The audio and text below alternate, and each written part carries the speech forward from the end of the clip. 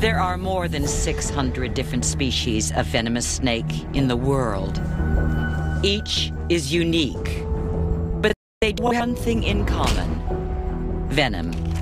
Some make a bigger mess, some kill a little faster, but in the end, it really doesn't matter. There are those who think they're skillful enough not to be bitten. It was just too late.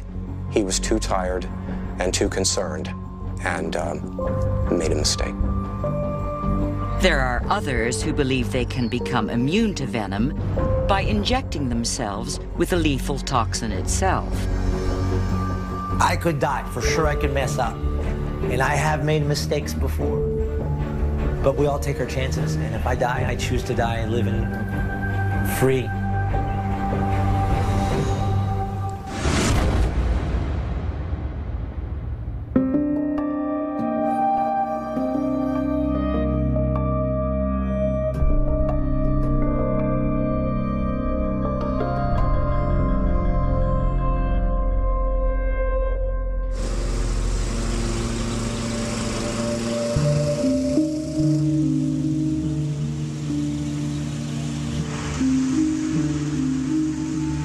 Emmitsburg is like many small towns in America.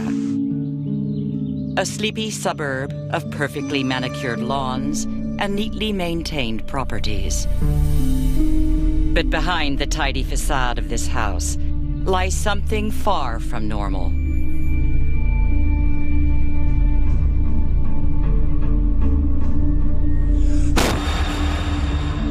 A collection of more than 50 of the world's most venomous snakes. I'm sure the neighbors were totally unaware of that. I don't think I would want to live next door to someone who had a collection of exotic poisonous animals unknowingly. The snakes belonged to Brian West. Just everybody wanted to talk to Brian. Everybody wanted to hear what Brian had to say. They wanted to be near Brian. I mean, it was like a gravity. You always had to kind of wonder, what's next? You never knew what you would come home to. He was different from everybody else. He would climb that mountain. He would jump out of that airplane. He would do those things because that's who he was. But Brian got the greatest rush of all from working with venomous snakes. I think snakes meant everything to Brian. It had become an obsession. He wanted to have the biggest collection. He wanted to have the most exotic collection. I do feel like I should have been more scared as a sister that Brian was so involved with such a dangerous animal. But Brian's obsession with snakes was nothing new. It had begun when he was just a small boy.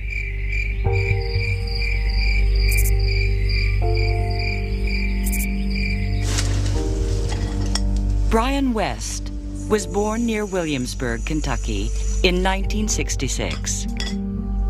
From an early age, his parents noticed that there was something different about their son. As a child, Brian was mischievous. Brian was always into something. He was so active that I really could not have him in a separate room. He had to be in the same room that I was at all times. He just about wore out his mother and I. We thought, well, will this child ever give us a little bit of break? I mean, he was a difficult child. Brian's bad behavior was a real problem. He didn't mix well with other children, and he had very few friends. He didn't appear to be real happy and confident as a child. He was pretty much a loner in those years. Across America, starting at... Brian would spend hours on his own in front of the television. It was while channel surfing that he stumbled upon a program about reptiles. He was transfixed. Snake documentaries became the one thing that would calm Brian. He knew everything about whatever species he happened to have. And he could tell you scientific names, he could tell you facts about them, he knew what temperature they needed to be, he knew about their food. He was like a walking encyclopedia. But Brian wasn't content just to watch shows about snakes. He wanted to examine them himself, closely.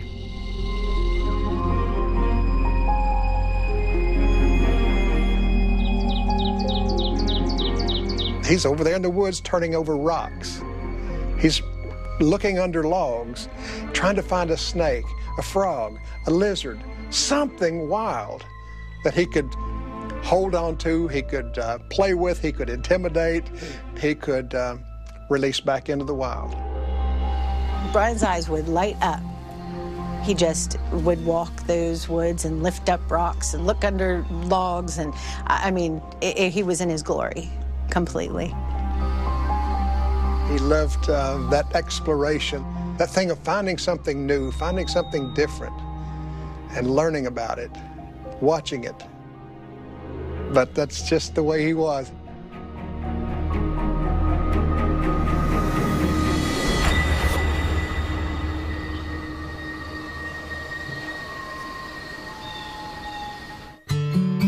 As Brian grew up, his passion for learning had a positive impact on other areas of his life. He began to make friends, and he graduated from high school. In his early 20s, Brian became one of the most knowledgeable herpetologists on the East Coast. That was a turning point in his life. Once he got into the reptiles, his whole focus changed, and he became a very nice adult.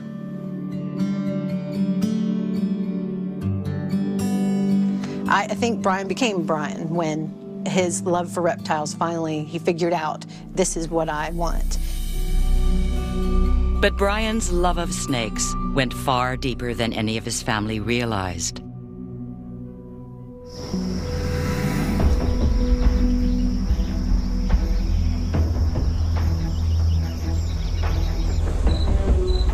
One summer's day, Jenny West was sorting her son's laundry. The whole family had gone out, leaving Jenny alone. Peace reigned over what was normally a chaotic and noisy household. But that peace was about to be shattered.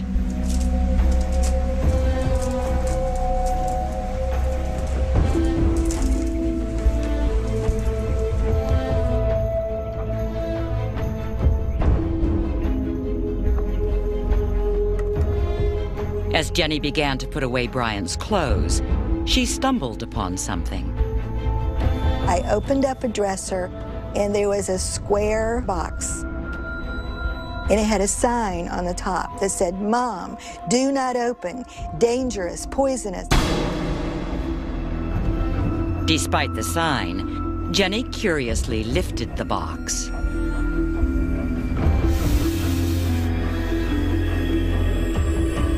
As she did so, her eyes met those of a gaboon viper. It absolutely scared me to death. I, like most women, do not like snakes. I like fuzzy, furry animals.